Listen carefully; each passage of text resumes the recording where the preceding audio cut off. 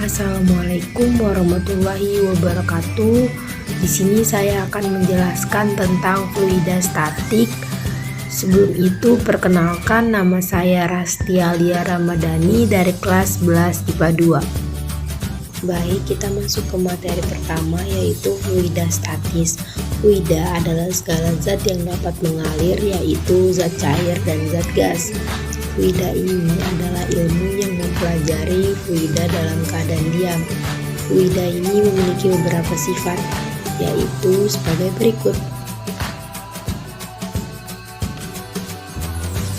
Jadi yang pertama itu ada massa jenis dengan rumus P sama dengan M per F dengan keterangan sebagai berikut. Massa jenis ini merupakan pengukuran massa pada suatu volume pada sebuah benda. Selanjutnya yang kedua ada tekanan. Tekanan merupakan hasil bagi dari gaya yang bekerja tegak lurus dengan luas bidang dengan rumus P sama dengan F per A dengan keterangan sebagai berikut.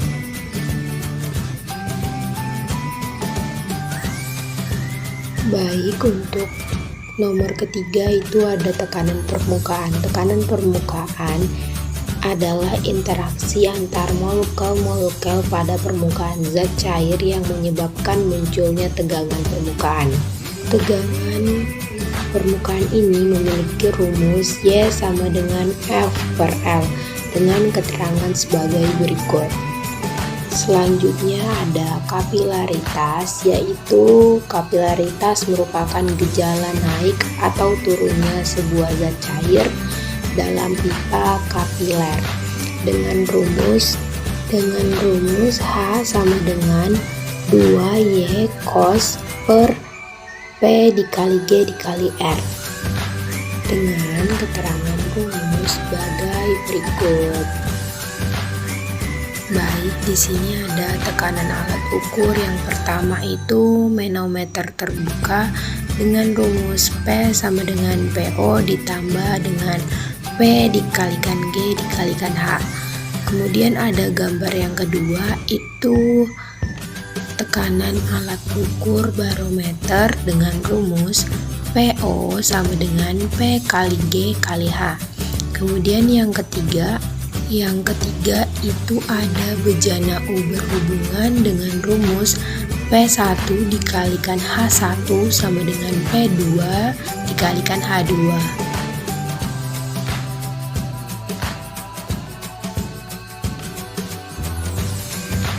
Baik, di sini ada tekanan hidrostatik, yaitu tekanan yang dimiliki oleh zat cair yang hanya disebarkan oleh beratnya sendiri.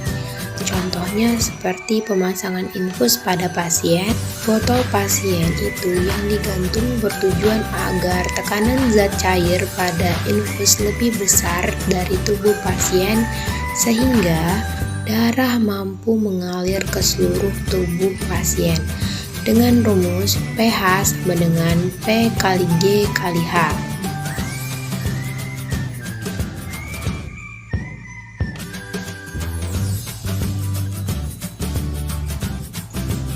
Baik, di sini ada tekanan mutlak, merupakan penjumlahan tekanan yang terdapat dalam suatu zat yang ditambah dengan tekanan luar atmosfer. Tekanan ini terbagi menjadi dua, yaitu tekanan alat ukur dan tekanan mutlak zat cair yang memiliki rumus sebagai berikut. Di sini kita akan masuk ke penerapan tekanan hidrostatik.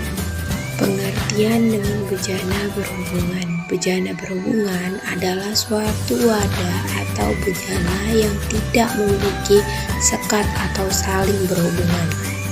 Bunyi hukum bejana ini yaitu jika bejana ini diisi zat cair yang sejenis, maka permukaan zat cair ini akan sama tinggi. Namun jika zat cair ini diisikan dengan yang berbeda jenis, maka permukaannya tidak akan sama tinggi. Kemudian kita lanjut ke pengertian hukum hidrostatika. Hukum pokok hidrostatika menyatakan semua titik terletak pada suatu bidang datar dalam satu jenis zat yang memiliki tekanan yang sama. Tekanan ini memiliki bunyi hukum, yaitu semua titik yang terletak pada suatu bidang datar di dalam zat cair sejenis memiliki tekanan yang sama. Nah, diketahui dengan P1 nilainya 0,8 gram, kemudian P2 1 gram per cm, kemudian H1 sama dengan 10 cm.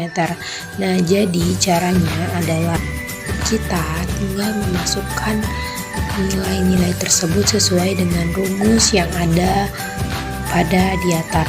Dengan begitu, kita akan menemukan jawaban dari H2 yaitu 8 cm. Baik, di sini saya merekomendasikan video praktikum tekanan hidrostatik yang saya ambil dari YouTube. Hukum Pascal ini ditemukan oleh Blaise Pascal pada tahun 1653 sebagai percobaan terkait keseimbangan cairan. Di sini kita bisa melihat bunyi hukum Pascal, rumus, dan jenis-jenis fluida statik. Oh iya, di sini ada keterangan rumus-rumus tentang hukum Pascal yang tadi. Sekarang kita masuk ke contoh soal Pascal.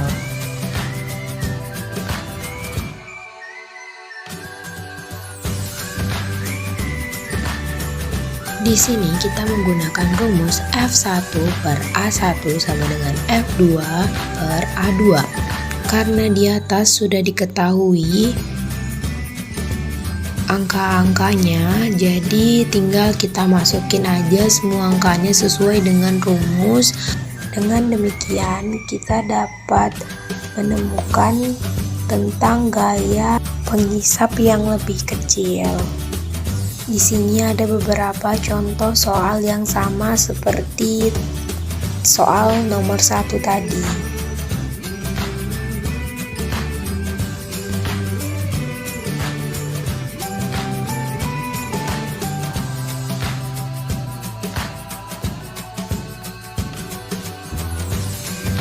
Baik, di sini ada bunyi hukum Archimedes, yaitu gaya apung yang bekerja pada suatu benda yang dicelupkan sebagian atau seluruhan ke dalam suatu fluida yang sama dengan berat fluida yang dipindahkan benda tersebut, dengan rumus sebagai berikut.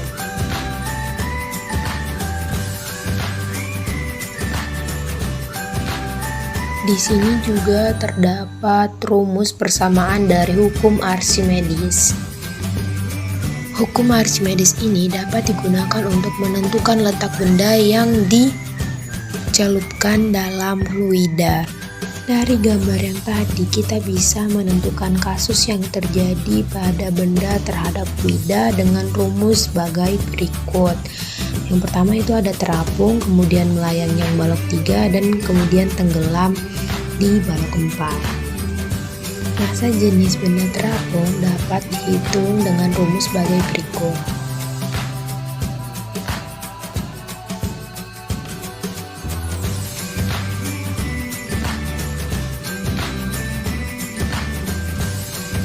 Penerapan hukum Archimedes itu yang pertama kita bisa lihat dari kapal laut, kemudian kapal selam, dan juga balon udara.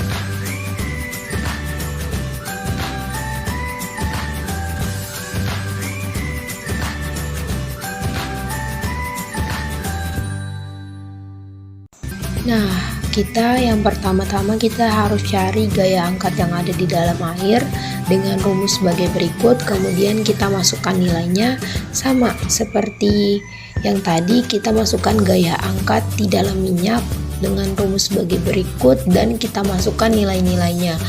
Maka perbandingan antar keduanya, antar air dan minyak, itu menggunakan rumus WCA per WCM sama dengan WU dikurang FAA, kemudian per WU dikurang FAM. Maka maka nilainya adalah 80 dikurangin 40 per 80 dikurangin 32 dengan nilai masing-masing 40 per 48, dan jika dikecilkan itu sama dengan 5 per 6, sehingga terdapat perbandingan 5 banding 6. Selanjutnya kita masuk ke tegangan permukaan dan menikus.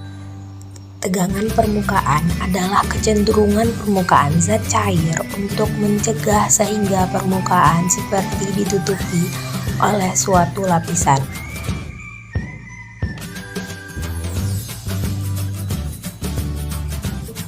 Di sini ada penyebab terjadinya tegangan. Penyebab terjadinya tekanan ini kohesi di bawah zat cair yang lebih besar daripada kohesi di permukaan zat cair, sehingga permukaan air akan cenderung mengerut dan membentuk luas permukaan semakin kecil. Hal tersebutlah yang dapat membentukkan titik-titik embun yang dapat menempel di atas rumput yang berbentuk seperti bola.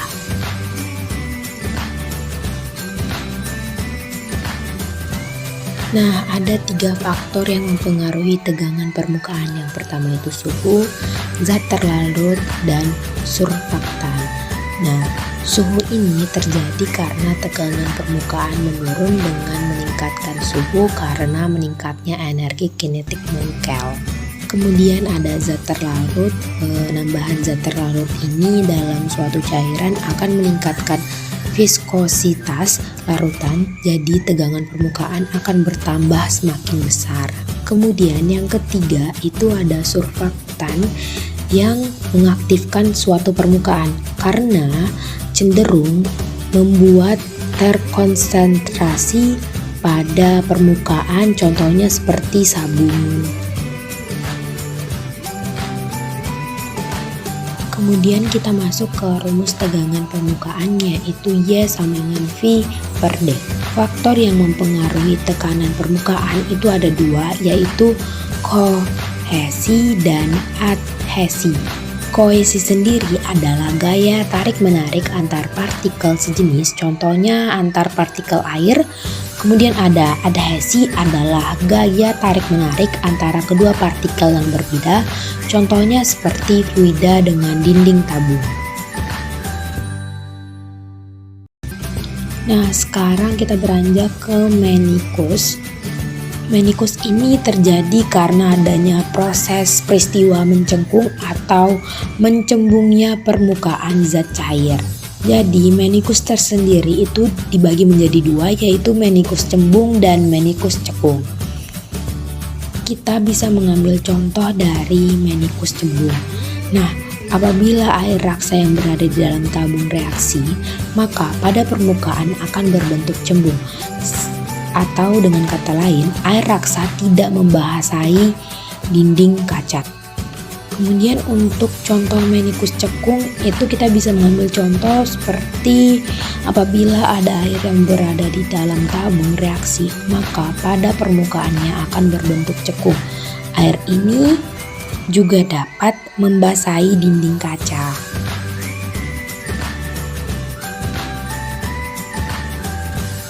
Di sini kita bisa lihat bentuk menikus cembung dan menikus cekung seperti gambar yang telah tertera.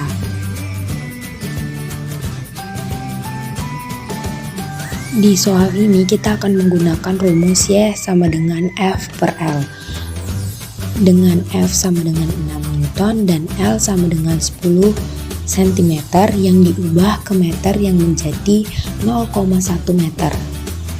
Maka Y sama dengan 6 dibagi 0,1 menjadi 60 Newton per meter. Di sini kita ada tekanan permukaan kapasitas. Itu kapasitas adalah peristiwa naik turunnya permukaan fluida di dalam pipa kapiler atau pembuluhan sempit. Di sini kita juga bisa melihat tegangan permukaan dan gejala kapasitas dalam kehidupan sehari-hari.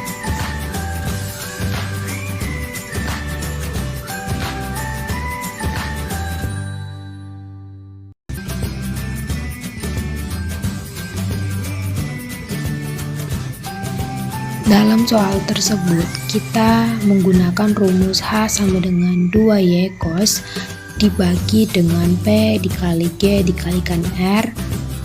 Sama seperti sebelumnya, kita tinggal memasukkan nilai-nilainya sesuai dengan rumus yang tertera sehingga dapat menghasilkan nilai atau bisa dibilang dengan jawaban yang benar. Sekian dari video saya. Wassalamualaikum warahmatullahi wabarakatuh. Saya meminta maaf jika masih ada kekurangan dalam video yang saya buat. Terima kasih.